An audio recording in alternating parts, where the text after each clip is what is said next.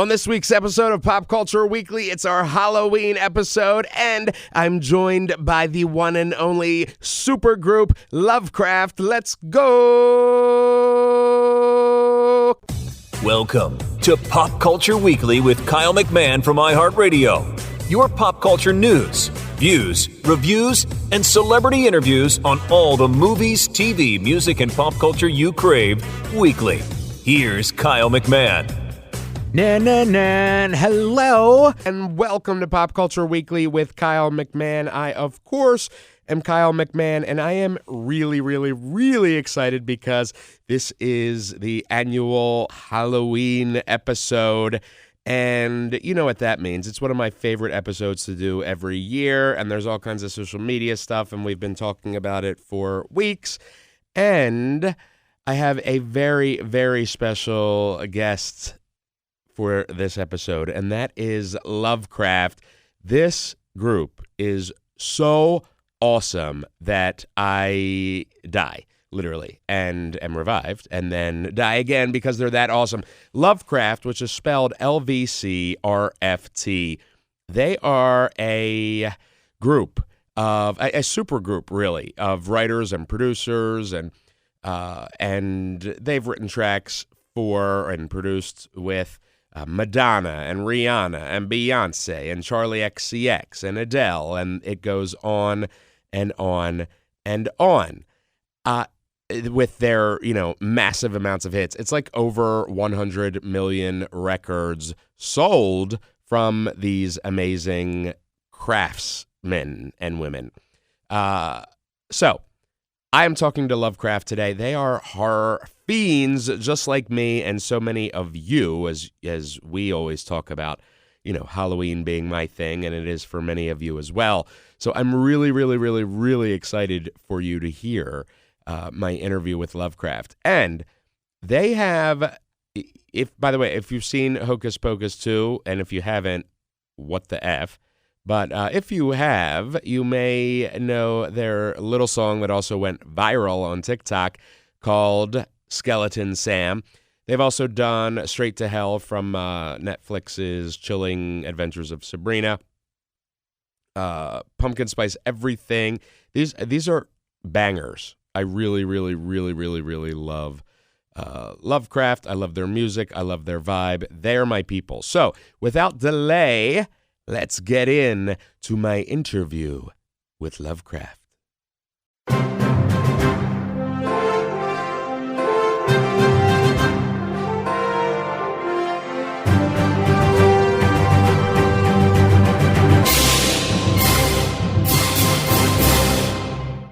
Thank you, Lovecraft, for speaking with me. iHeartRadio's Pop Culture Weekly. I have Lil Pumpkin and Deep Cuts, and I'm really excited to speak to you guys. I am a huge horror fan. Obviously, this is my time of the month, or I'm sorry, my time of the year. Jeez, oh my God. Great start I got here. This is why they don't let me go live. This is why they make me pre-record everything. This is my time of the year, and I have a feeling that it's your time of the year, too. How are you guys? Literally, I'm elated. Deep Cuts is going to say exhausted. I'm exhausted, but extremely stoked and like literally full of spooky joy at all times, but truly exhausted. I'm sure we're running only on spooky adrenaline at this point. Yeah.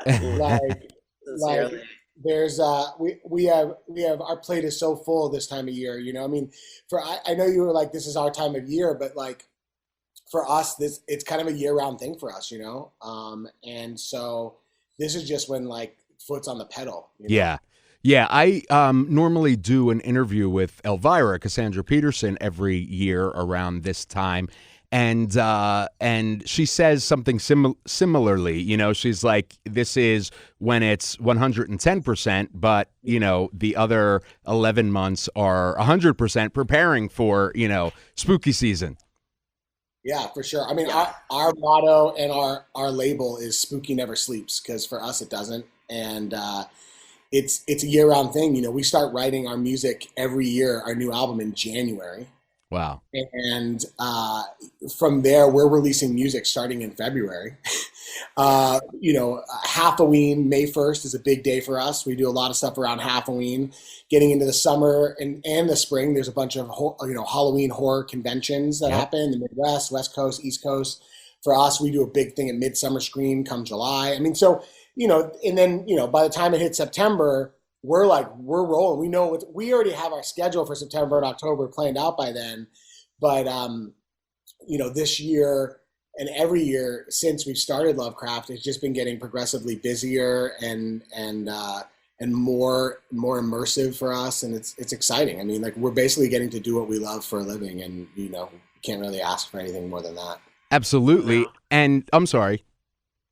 No, I was going to say, yeah, just to echo Evan on that, you cannot ask for anything more. That was the goal. Yeah, absolutely. And you guys are living it. And, you know, have you just as a side note, have you guys done Transworld in St. Louis yet? We've gone. Yeah. Okay. Yeah. So that's what I was talking about in the Midwest. Yeah. Okay. That's Yeah. right. Yeah. I go every year. So next time you guys know, you got to hit me up, and we'll do pumpkin spice. Have you done Midsummer Scream? I haven't, because of timing. It's always a bad time of year for me, and it's on my list. I'm trying to do it for next year. You gotta come. Come. Yeah. Love it. And Monster Palooza. Do you do Monster Palooza? I have, but I did not this year, or actually the last few years since COVID. Well, they're doing a kind of a small pop-up version in Burbank this weekend, which is cool. So yeah, it's just, you know, you guys are my people, and I love that. So how did Lovecraft come about? You know, what was its inception? So there's this Ouija board. No, I'm just kidding. We were in this graveyard. No, actually, though, true story. We were in a haunted old castle on the coast of Denmark. Wow. And Amanda, Deep Cuts, and myself, and a whole crew of people, we've been going to all of these, you know, not only just movies, horror movies, all of the, you know, every Halloween season, all the haunted mazes and immersive plays, and all throughout the year, anytime something would pop up, we have like a little crew of people that we go to, and, like, you know, we write songs together for the living as well. And we kind of found ourselves in our own little coven of horror enthusiasts. And then two of us happened to be in this haunted Denmark castle, and we ended up writing a Halloween song back in 2018, just for fun. And it all kind of was like, it was like that scene from like Back to the Future where he calls Chuck Berry and he's like, Chuck, you know that sound you're looking for? And like, I called Amanda from the Danish castle, like, Amanda, listen to this. We got to write a Halloween album. But honestly, like, we've been talking about it forever, for years before that, just that we grew up listening to the same Halloween music forever. And, you know, literally, I mean, Monster Mash is 7 decades old at this point, and most of the stuff that people listen to on their playlists are at least 30, 40 years old, right? You know, Thriller and Ghostbusters and Rockwell and The Specials and Warren Zevon and Oingo Boingo. I mean, it's all ancient, really, for kids these days, but they're still listening to the same things that we grew up on. And so we looked at ourselves as you know, successful songwriters and producers and artists in our own right, and thought, as a crew of people who just love the culture, love the space, love everything about spooky all year long, and have the ability to write great music, like, it's kind of on us. Like, we kind of felt like it was like a calling, or like it's our duty. Like, we failed life if we don't do this, to actually deliver and create the next soundtrack for the next generation of music for Halloween, which then turned into spooky music year round. When people started wanting to use our music for TV show and film, and we were like, oh wow, like this is like a real thing, like a business we could turn this into. But really, it came from our just passion and love for all things spooky and horror and Halloween culture. Yeah, we found ourselves like our outside of our work, like, a lot of times we'd work in the studio all day, and this would be all year round, and be like, okay, we all got tickets to this movie, and we're going to go, you know, let's meet at the ArcLight Dome, RIP ArcLight, and let's, so more of our life, like we just were noticing, was revolving around like horror culture. And I just think we really were, it was kind of like just taking a step back and zooming out and being like, I cannot believe there isn't new Halloween music in a significant way. That is insane. Yeah, it really is. There is, it seems like everybody today puts out a Christmas album now. And or at least a holiday track of some sort, and there is a glut of music for spooky season, and I love that you guys have come in and filled that. Not only filled it, but are filling it awesomely. You know what I mean? I love how there in some of the tracks there's this pop edge, and then in some of the tracks it's like you have essentially a whole album of instrumentals that we'll talk about shortly. But it's kind of all over the place for any kind of listener. You know what I mean? Yeah. I mean, when we set off to do this, our first album back in 2019, we called it This Is Halloween Volume 1, which we thought was just kind of like a funny, like tip of the hat to like a Now series or something. But also just that we thought, man, it's like when we were sitting in the studio, we're like, what is Halloween music? Right? And it was like, well, it's this.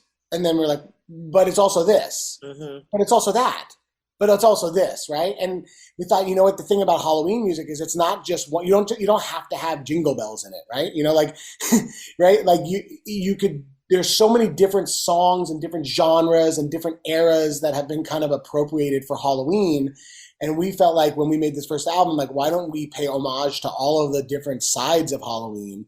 And so we were like, this is Halloween, meaning like it's everything, right? And so we have a little bit of everything on that first record, from like retro spooky to like up-tempo dark pop to like all this kind of like kind of voodoo soul to 80s, new wave vibes, and like, so it's just covers, like spooky covers and things like covers, and so we wanted it to be really super eclectic, and from day one. And as we've evolved from there, we just kept bringing in new sounds, and we kept bringing in new collaborators, like songwriters and artists and friends of ours kept hitting us like, man, we got it, that Halloween thing you do, we want to be a part of it. And what's cool about that is that then they would bring on their memories of Halloween as a kid, and they'd be like, oh, this song really was my favorite, and be like, cool, let's do a song like that.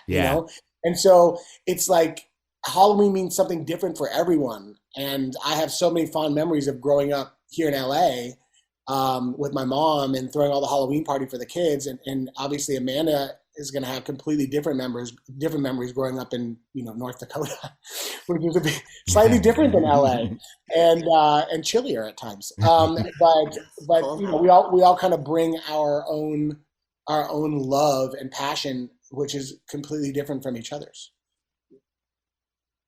You're just saying, I agree, man. Deep cuts. Yeah, I mean, I'm just like fully in it. Like, yeah, 100% agree.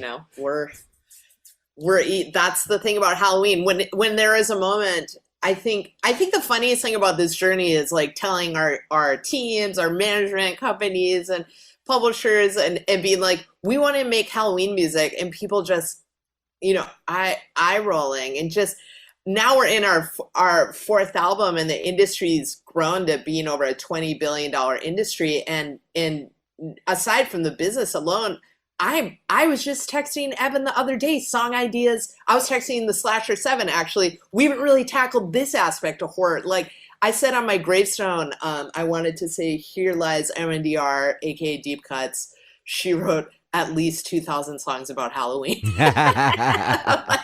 That's an awesome thing to have on your gravestone. I love it. One of the things that is built into my contract, actually, is that forever, since I was a kid, I've gone to this place called Frightland in Delaware, that's like one of the top 10 haunted attractions in the country, and is just, horror 24/7 there. And it has nothing to do with what I do in my professional life, but I will never give that up. I'm kind of jealous. Yeah, my God. And Frightland has been so amazing to work with. I'm like, I got to do a thing for iHeart, and they're like, cool, do it. I mean, so it's been awesome that I've been able to work them both out, and I hope to be able to continue to. But it's just a passion, And, you know, it only comes once a year, the haunt season for a haunted attraction mostly. So it's just kind of funny.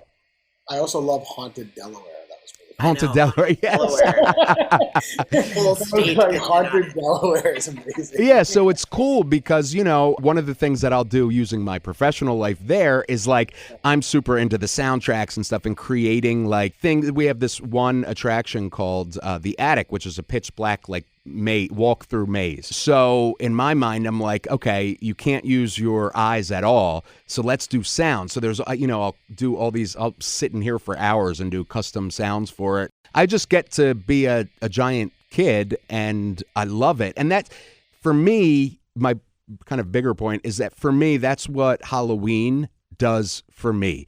Me too. You know, it's just such a passion that I'm willing to say to my, you know, probably the biggest break in my career at that point, hey, executives, you know, for 2 months, I'm going to be doing this, and made it work because I love it so much, you know, and I feel like that's very much how you guys would be too, you know?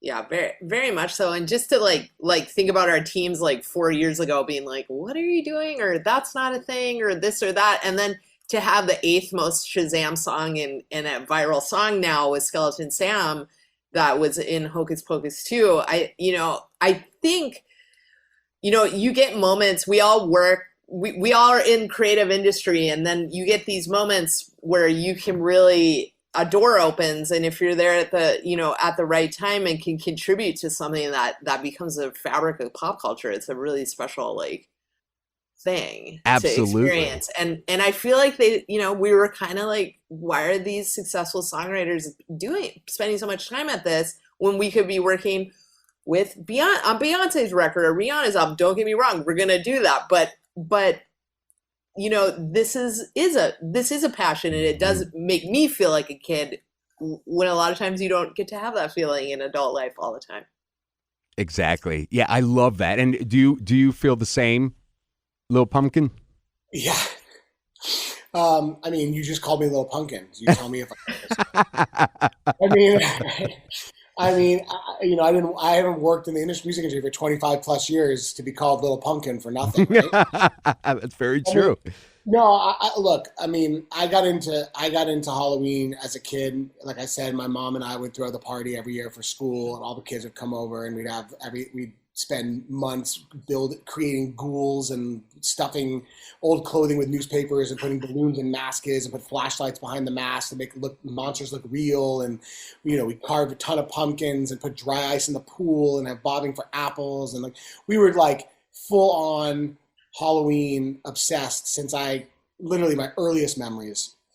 And so, yeah, I mean, like, it's something I started doing as a kid. It's something I'm continuing to do with my own son now. My house, you know, my house now is already the talk of the neighborhood. I already have 50 bales of hay outside my garage, and I've light up pumpkins and stadium seating outside my house, and giant, you know, pumpkins on my lawn that are like, I would just say throwing up pumpkin seeds out of their mouths onto the chest and stuff like that. Like, it's like a whole thing, and like people all day long walk by my house taking pictures of it. You know, and my 20-month-old is like, pumpkins. Like, all he wants to do every night is go out and see the pumpkins, right? Like, he's obsessed with it. And to me, that just makes me so happy to be able to pass that on to him. And musically, as somebody, you know, who's fought really hard to become, you know, successful at what I do as a songwriter and music creator, and found these people I consider my family who are just as incredibly talented, and I'm able to pass the gift of Halloween music on to a whole, you know, generation of people. And now to Amanda's point, to Deep Cuts' point, with Skeleton Sam, we're reaching a whole new audience, you know, thankfully to, you know, Disney and Hocus Pocus 2, and the success of that, the song has really exploded and brought a lot of new fans to what we're doing. And when they come, the first thing that they say on all of our socials and website everywhere is like, oh my God, you have so much good Halloween music. Because we have 4 albums, 2 EPs, a bunch of singles. Like, we have so much catalog of great Halloween music already. And now people are discovering it even more so for the first time this year than any other year before. And we feel like it'll continue to grow from there. I totally agree with you, and that was a great segue into Skeleton Sam, which came out, I want to say was it last year or 2 years ago, and it's now with Hocus Pocus kind of totally exploded. It's a fun factoid on that. I have to give it up to Evan, who is one of the main songwriters on this song, to tell the amazing story of that song. And when it was actually the first song we wrote for the first album in 2019. Wow. It was the first day of our first camp to write Halloween music. In 2019, we wrote Skeleton Sam. That year, it ended up being the kind of like, I wouldn't say theme song, but like the main promotional song for Netflix's Chilling Adventures of Sabrina, yes. like their remake of Sabrina the Teenage Witch. They had us rewrite the lyrics for that song to a new song, and then Karen Shipka, who's the lead, who plays Sabrina, came in and she sang it, and the whole cast did a video to it. And then the next year, that song ended up being in Adam Sandler's movie Hubie Halloween. Mm-hmm. Every year there's been something with that song where it's just kept growing and growing and growing. And then this year when we got the call that they wanted it in Hocus Pocus 2, I mean, like, it's like the holy grail of all spooky anything. So we were like, wow. We literally were screaming over the phone like that. And Evan's like, are you sitting down? Evan's always like really my favorite. Sorry, Lil Pumpkin's my favorite person to relay exciting information. What are you doing right now? Get a phone call. What are you doing right now? And I'm like, what do you mean? What am I doing right now? And then you drop it on us, and we're all like, ah! And then also like on our socials, we had planned to bring Skeleton Sam to life as our brand ambassador, sort of in the spirit. Although we of like an Eddie's, Iron Maiden and Eddie and some of the great like iconic, characters that are the brand ambassadors for big bands. I was like, let's bring Skeleton Sam to life. So that's been amazing to see our Sammy like running around and then to have this dovetail with the song going viral, with Hocus Pocus 2. It's been crazy. Yeah, and Sam, bringing Sam to life came from last year. We ended up curating music for Spirit Halloween, and as part of our relationship with them, we ended up shooting a video in one of their stores, and that basically the character in the video ended up being our first time of like kind of introducing Skeleton Sam. We took that and said, we should run with this and bring him to life, and so he started becoming like a TikTok personality, showing up to all of the events, doing the red carpet. No one knew like what was going on. Like, so the Skeleton Sam brand of him being a real life person kept growing and growing. And then for this to happen, it's just all of the spooky stars aligning, Absolutely. And the song Skeleton Sam has kind of become, or is becoming Lovecraft's White Christmas in a lot of ways, and, or we could use Mariah's, oh my God! All I Want for Christmas Is You. Thank you. I'm like, it's that song's stuck in my head. Time of year. Yeah. Yes. No Christmas tree. What we say, which is all I want for Christmas is Halloween. Exactly. Yeah. Yes. I get actually angry when Christmas creep comes. It's like, no, this is our time. You have November 1st. No, but dude, some of the stores. Every weekend I go hunting in all the stores to see what keep adding more and more. So do I. Right? Some of the stores are carrying Christmas stuff already, and it made me so mad. I was like, wait a minute, can you stop? November 1st. November 1st. Yeah, exactly. Stay in your lane. Like, let us have this. Yeah, you know what I mean? So, Scream Warrriors, your newest album, you worked with Christopher Young, who was a iconic musician, relating to horror especially. How did that come about? Well, last year, we ended up co-hosting a radio show, and we ended up bringing people onto that show where we were kind of bringing in people from the spooky music culture and the spooky like haunt culture, let's say, right, as our guests. And we ended up reaching out to Christopher Young through a mutual friend and had him come on as a guest. And we were like, I think someone had said on the thing, you guys should collaborate together and this and that. And we came off that and we were like, yeah, that'd be cool. That'd be cool. By the way, other guests we had on that year, last year were like Ray Parker Jr., like Houdini, and like John Castillo, the Crypt Keeper. Like, it was an amazing lineup of people that we brought on with our newfound Halloween fame, I guess. And so we didn't think really much of it at the time. But as myself and Deep Cuts and Norman Crates, our third partner, who's sitting in the back, hi Norman. But as we were thinking about where we wanted to focus our creative energies this year, we thought, we've done all of this real fun pop stuff, all this this gamut of the pop Halloween spectrum, the commercial Halloween spectrum. What if we did something that was more cinematic this year? And so when we got together with our what we call the Slasher 7, like our core 7 people that write the majority of the records, we took an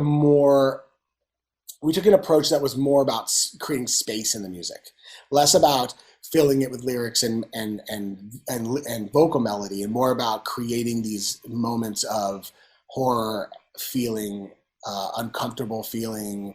The stuff that we love that's in the score for the movies that we love to go see. And then after we had written this batch of songs, we were like, man, like what could like really take this to the next level? That's when we were like, wow, I wonder if Christopher, now it made sense. Like whatever Christopher Young would come in and if he was digging it, maybe he would like kind of take it from here, Wow.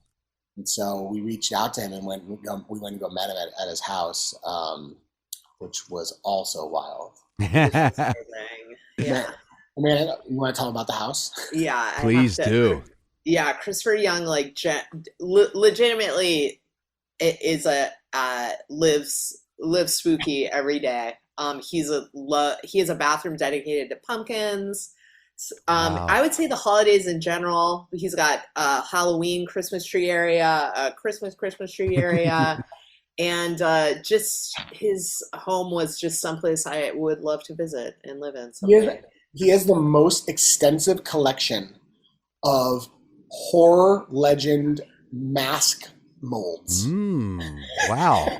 That's really cool. Which is like a really interesting thing. Like, but he has like Vincent Price's mask mold. Wow. You know what I mean? Like, yeah. Or like people like that, like just like their mask molds of like famous horror actors, and it's, you could tell it's their faces, right? You could see them, and they're all in frames. It's incredible. Like his love for everything horror and kind of weird and left of center and spooky is just expressed throughout his house. Every room is a different theme, and it's really impressive. And honestly, his passion for the music he makes and his personality is that house. It's the same thing, right? Wow. Like that it's almost an extension of him. His stories are just so rich and just so, and the way he approaches everything, you're like very authentic. Yeah. I ran into him on the queue at Monsterpalooza. I love that. And that's my goal. I bought a house in October, naturally, and didn't move in until November because of my schedule. But I'm working on making it an extension of, I found this old, they made them in the 70s in Mexico, and so they were popular in the Southwest. They're these like metal, aluminum pumpkin things, and they're giant, and I've been tracking them down. But it's just, as we're talking about throughout this whole chat, like it's just us people, us spooky people, that's just what we kind of aim to do all year, just to keep it throughout the year, because it is our passion. For us, like, I think what was so exciting about making this record and our passion for it is it was a chance to do something different. It was a chance to like contribute to spooky music in a whole different way, in a way that normally in our everyday lives of writing for like the Mark Ronsons and Beyonces and Lizzo's, Madonnas and like Beyonces. We don't get the opportunity to kind of make music in this way.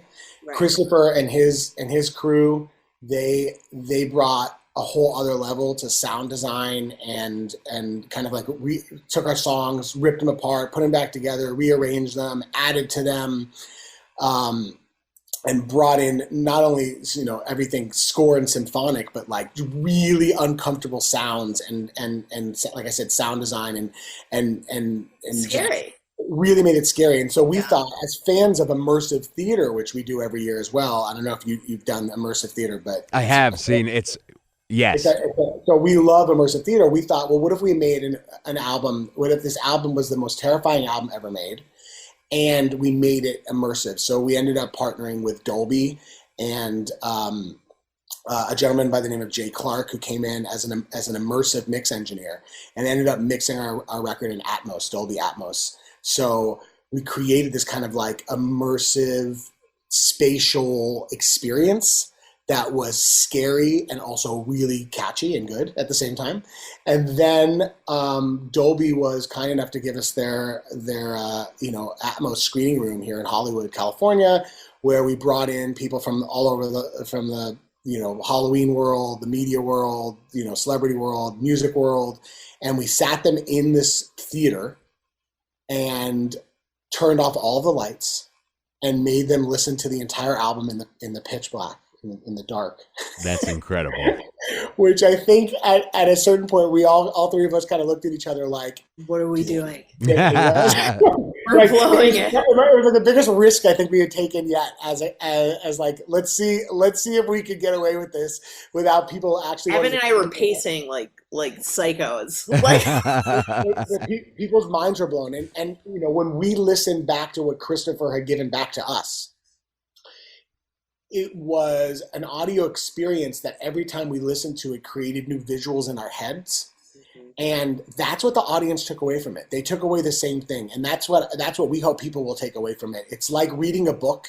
You get to create in your mind what the visuals look like, what the characters look like, what the narrative really is. In this sense, we're basically giving you a soundtrack to a movie that you can make in your head, right? Like you can create the narrative in your head, and we're kind of leading you on this journey through an audio way, through an oral way, and not the other way around. People are so used to being led by visuals. In this case, we're leading you by the audio, and you get to create the visuals in your mind. You get to as scary as you want it to be, and that was, I think, kind of groundbreaking in that sense. Yeah, and we knew it was working. Like, I think Evan or Pumpkin and Crates and I quit pacing when people started cheering and clapping. After each one, yeah. Because we didn't tell them, oh, you're going to go sit in the dark now for 45 minutes. We sat them in a theater. I guarantee you they thought, oh, they made visuals with their music this year. Right. Yeah. We didn't even tell our other collaborators. We collaborated with a great group at Bad Robots label at RCA called Milk Blood. They have a character that they're developing, an alien, essentially, on their socials, and we collaborated with them, and they didn't even know that's what was going to be happening. So it was truly like a spooky surprise for everyone. I love it. Lovecraft, thank you so much. I would love if, every year I have Elvira on around this time. I'd love to have you guys every year on this time. You guys are amazing. You are my people. And there is so much music, so much incredible music that people can go right this second and listen to, and more will be forthcoming. Thank you so much. Thanks for having us, and hopefully we can make it to Haunted Delaware one year. Yes, absolutely. Yeah, when you're on the East Coast, let me know. I'll get you guys all hooked up with everything. Awesome. Yeah, I definitely am dying to do an East Coast haunt tour. I can literally get you set up with all of the big guys on the East Coast. Yes. Eastern State Penitentiary, Penhurst Asylum, all the giants in the industry on the East Coast. I can get you. We'll get a tour sorted for you. Amazing. Absolutely. Awesome. We'll do it. Transworld. We'll definitely reach out. Yes, absolutely. Thank you guys so much. Awesome. Thank you. All right, talk soon.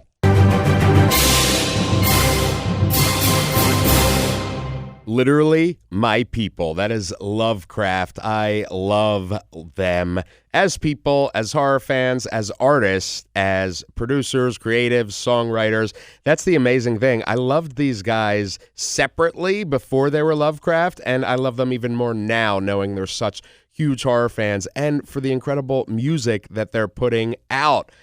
And please go check them out. They're so freaking awesome. Lovecraft.net. That's LVCRFT.net. LVCRFT.net. Lovecraft.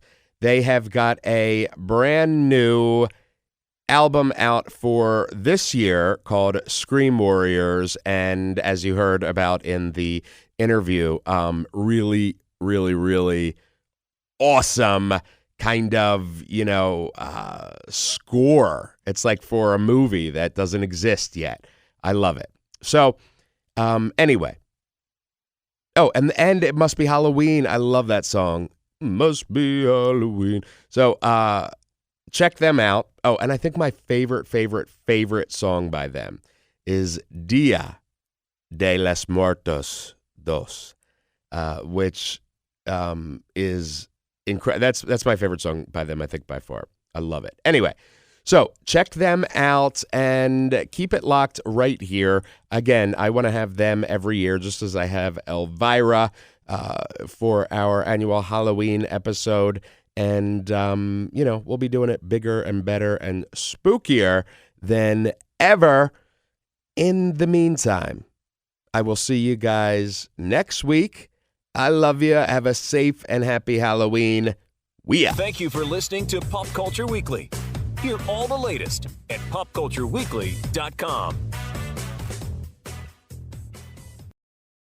Dance, dance, dance the way you move you in a trance, trance, trance. Ooh, it make you wanna dance, dance, dance until you can. Shaking every bone like Skeleton Sam. Hey!